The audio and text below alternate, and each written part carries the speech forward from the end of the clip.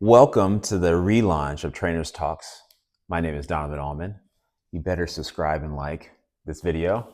One of the reasons we wanted to kind of do this is as we've grown, we've learned a lot of lessons and stories, and we want to be able to share them. So you're going to see a lot more content coming from me, coming from the team.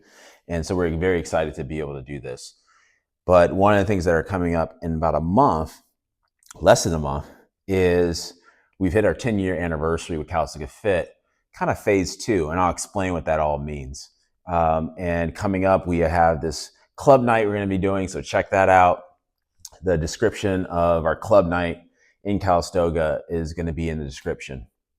So to kind of celebrate this relaunch, we wanted to kind of do a recap of the last decade. What took it to get where we were? How did we start? And where it's going. So for those who don't know, Calistoga Fit started technically in 2014. I know we're in 2026, but in the beginning it was just classes. I was working with a hotel, and they had a membership, and I was seeing over the years people who would visit Calistoga in the area who were looking for classes, looking for a place to work out. And when I left and started my own thing, I saw this kind of gap in the market and opportunity to provide classes to those who needed those classes, who were locals, but also people who were visiting. So we started classes. That went off pretty well, but it was kind of a slow coming along. And then we had the opportunity with the local resort, Calistoga Spa Hot Springs. They had this about 2,000 square foot space. It was a gym. It had carpet. It had orange wood floors. It had 1980s equipment. It was true vintage at its finest. It truly needed a facelift. And so this was back about 2015. We started to kind of just use it for classes. And then eventually we worked out a partnership and agreement for us to take over that space and make Calistoga Fit what most people know it as today.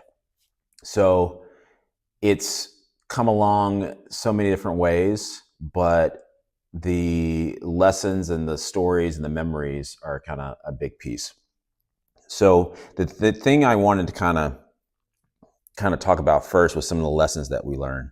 I had a client who was a bank executive and worked in finance, and he became a business coach in his late 60s. And we traded training for the business coach because I knew I was going to open this gym in this space. And he sat down with me and he went through, okay, so Donovan, I know you're in the middle of developing the space. You're thinking about all your worries of like, will you have enough money? Will the facility work? Will this work? Will you be able to do the marketing?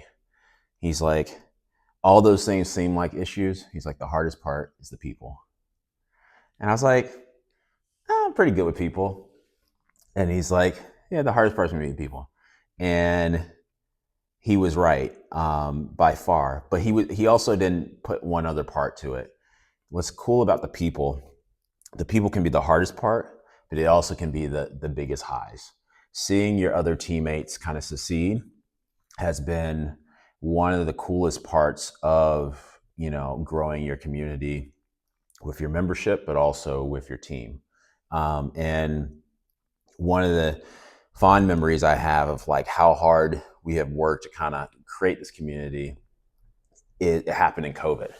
COVID is one of the times where DWS and Calistoga Fit, we actually grew. And compared to most gyms at that time, they were shutting down, they were closed, they could only do online. And we were actually a step ahead and able to, because we were in a hotel, Calistoga Spa Hot Springs, they had some outdoor space that they weren't using, event space they weren't using that was outdoors. So we kept the ball rolling. And one of my proudest memories is seeing all the trainers that worked with us, including my wife, who was just starting up to be a real trainer at that time, all got new cars in 2020. And so I didn't get a car. I probably took a little bit of the hit on that one. But what was cool was that they all grew All the members were here. People weren't going anywhere, and we were just a step ahead in trying to service people. We were dragging wagons across the valley with equipment, meeting them at parks, meeting them in their backyard, meeting them in our outdoor spaces, and it was one of those memories that I'm very proud of how we accomplished it. So let's put some other memories I think I have in my head. I think we had our first club night. So we have a club night that's coming up, like I said earlier, April 9th. So check that out. Like I said, description is in the bottom there. But the first time we did the club night, we had this idea of like, okay, we close this gym normally at 8 or 9 p.m. What if we could do something where we could play explicit music and have a little fun? The lights are low. We have some glow in the dark things going on, and we did this thing where we had we created it and made it like instead of a workout club, it became a nightclub. And we had the velvet rope, we had the carpet coming in the door, we had the pretend bouncers, we had our mocktails, when they weren't quite a trend as they are now. And we had 3 classes kind of going on all in the same space. We had spin, we had yoga, and we had like a strength class. And just to see people kind of moving through that and that phase of stuff is still happening, it was really cool to kind of see people kind of get energized. Some of our older members, getting kind of hyped to Too Short and everything was kind of a fun memory. The next memory is the 30-day challenge. So the 30-day challenge kind of started, we've been doing that for nearly a decade now. We're kind of approaching our 10th year with the challenge. And that started with me and one of our trainers, Tara, at the time. I was like watching the movie Batman versus Superman was coming out. And I'm into DC Comics and Marvel and stuff like that. And I was like, I want to kind of do something in the summer. And I was like, what if we had like a trainers kind of battle where we had teams and our members kind of competed, but we wanted people to move. And it turned into a beast. It became an opportunity where we had some members who were traveling for work. They were in Japan.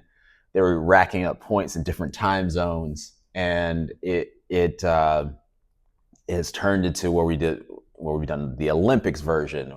We've done we did the music version. We've done all these different versions of the challenge, and it's really kind of pulled some of our trainers along. It's really connected the community even further. And I think it's one of the reasons that led to us becoming best gym in Napa Valley. Several years in a row, I think 6 or 7, which was incredible. The next kind of memory I kind of come to fit was taking our first and kind of only true fitness retreat where we took about 10 members, our people, not everybody was a member, and we went to Cabo and we stayed at Esperanza Bears Resort. We kind of started the bar really, really high. This is a $1,000 a night hotel 8 years ago, but I was already doing some work with Esperanza, and it was just, and he's like, what if we could take this kind of experience and do it? And it was a real push for us at the time. Most people don't know that, but it was a push to kind of make that happen. But it was so much fun, and if me and my wife didn't have 4 kids, maybe we would have done another one, and maybe as they get older, we will do more of those. What other favorite memories? I think my wife and I we kind of put this together. I mean, when we were opening, she was still working for Carneros Resort as a marketing director, and we just had our 4th child, Dominic, and I was trying my best to pull her in full time, And I'll say this story. When she came, when I was talking about this gym and everything, she didn't know we were going to own it. She thought we were just going to partner with the hotel and maybe do some personal training services. And it wasn't until the equipment was ordered and everything was on the way that she was like, wait a minute, we're like doing this. And I just had, I just had a baby a month ago. And so I was like, yeah, I thought we had this. Is one of those classic marriage situations where you thought you communicated something and it didn't communicate, it didn't come through the same way. But she truly embraced it. And then she kind of jumped on during that summer when she was on maternity leave to kind of get us up and running, get our marketing right. Um, and she started teaching some classes once she was, through the back end. And she kind of realized that this was something that she wanted to spend on. And one of my fond memories is like when we did our first photo shoot to get ready, is seeing my kids in the Calistoga Fit gear. It was kind of cool to see that something that me and my wife sat down and created turned into something that our kids could support and be a part of. And that one's probably the best personal memory. The other kind of important thing is it's not even a memory. It's just the relationships that you build with individuals, um, people who are new to the industry, like Michael. Scala was new to the industry. We kind of pulled them in right around our first club night. Um, I mean, we've had Jen, we have had Tara, we've had several different people, and they've gone and grew in their own ways and stuff like that. But and then you kind of go to the members. I mean, like the members and the relationships that we've built with the membership. I mean, it's really truly a family kind of thing. And outside of people just getting stronger in the fitness side of it, I really think our community has taken. I kind of had the idea of making it a positive space, but the community has really taken it to another level, to the point that we've grown and we're in Yountville Fit, and we have that, and we have other growth plans kind of coming up in the next year. So I want you to, if you've ever been a part or supported Calistoga Fit, cheers to you. Thank you for your support, and I look forward to seeing you here. Subscribe and like for future conversations. I touched on it, but what truly inspired me to start Calistoga Fit, I think the big point, the first initial reason when it was just classes was I in the hospitality sense, I don't like saying no if there's a possibility. And I was finding myself saying a no a lot when I worked at Solage, and people from the outside couldn't come and use the facility or come to class or drop in. So I saw that as a first part. But then the second part was there was a culture piece of like really putting the members and my clients first that I didn't quite have the control that I felt was needed to take that to the next level, and how important I felt that was. And so what truly inspired that was, well, a necessity of having 4 kids that you need to support. So I felt like I need to create that. I think the other thing that inspired it is that when you have clients that are from this area, a lot of them are business owners and have created something from the ground up. And I just really wanted that opportunity. And that was always an inspiration when I moved out to California since 2007, before I even started with Solage, was to eventually have my own space that I could really culture and grow. The biggest thing that has changed is I came in right at the precipice right at the beginning of when fitness was a necessity in resorts and hospitality. I would say just before 2005, you still could go to a nice hotel and resort, and having a nice gym there wasn't quite a requirement. And it was just starting to happen. And I would say it wasn't until like 2015 that it like really flipped, where you had to have a nice space. And I already had this 7 to 10 year experience working in that industry that I felt like it's definitely given me a leg up when it comes to having my niche. I would say the other things that's changed with the fitness industry is more internet, Instagram based. It's kind of gotten people, it's elevated people, which is great, but it's also, it puts out a lot of false information out there, especially for somebody who went to college for exercise physiology. Um, the the the way my philosophy has changed, I think also naturally, I think every trainer goes through this who's done this for some time, is that as your body changes, your philosophy changes. As you get stiffer, as you have your own kind of changes in your body or your lifestyle. Like as I got kids, I had more understanding with people who had kids. Um, and also there's like a deepening thing. The more I've kind of gotten to the point where I'm working 6 days a week in the office, and I'm working other days too. And that came from when I went to Esperanza one time. This is kind of an interesting story where I was consulting for Esperanza in Cabo, this really lovely resort down there. And the spa manager, I was talking to him. I was like, what's your day? What days do you have off? And he's like, I have Tuesday off. And there was like a pause, and I was like, oh, you only have one day off. And it kind of opened my mind, as like, I could potentially do that if it made sense. And that's changed. But what's happened is I do still to today, I do about 7 to 9 training sessions a day. And you take that depth of information, and I tackle people who have hip replacements, to athletes, to professional athletes coming back from injury. And you take all that knowledge, and it's just like, it's grown my spectrum of how I can coach, teach, share with my own team, and how to grow and enhance the customer experience. So I think just the depth of knowledge has really grown as I've grown and as I've aged a little bit. Ooh, that's a good question. What separates a gym from that lasts and a gym that doesn't? I think the first thing, it starts from up top, um, is how much does the owner really love what they're doing? And do they have a vision that outlasts most people's vision? There's a lot of patience that's involved.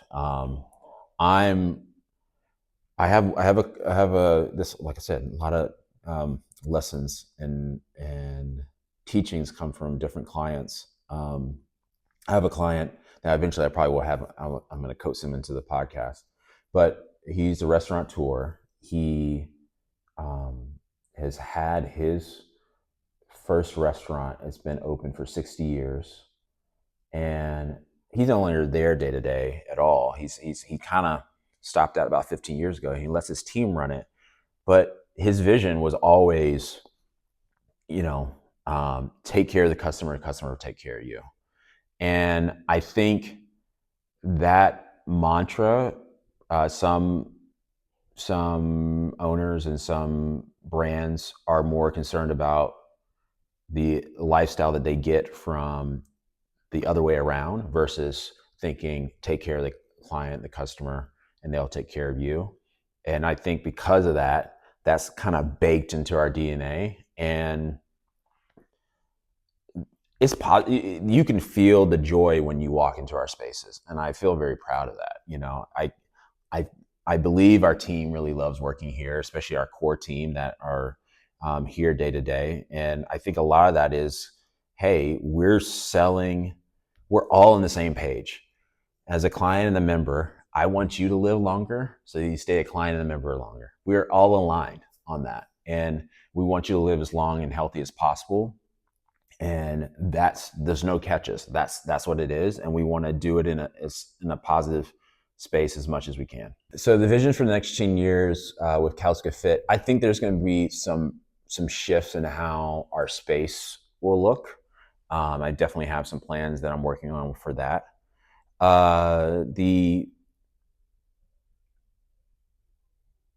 I'll say this is, I haven't said this much, but I'll say this out loud. A lot of people are worried about AI and where AI is going to disrupt the world. And, it's the same thing. Like people said, oh, Peloton's going to take over in COVID. And they're not going to want to come to gyms. I think that just like the gig economy was popular in 2010, I think this next era is going to be the guide era. I think there's going to be opportunities where you're using AI, you're using technology, but you're bridging that gap of having a true human connection with your guide or your trainer, and they're taking you through ways to enhance your longevity through the right supplementation, through other medical services, to the actual physical component of your training, and guiding you through that in a way that's very customizable. And so I will just say that that is where the vision is going. I can't give you too much more than that.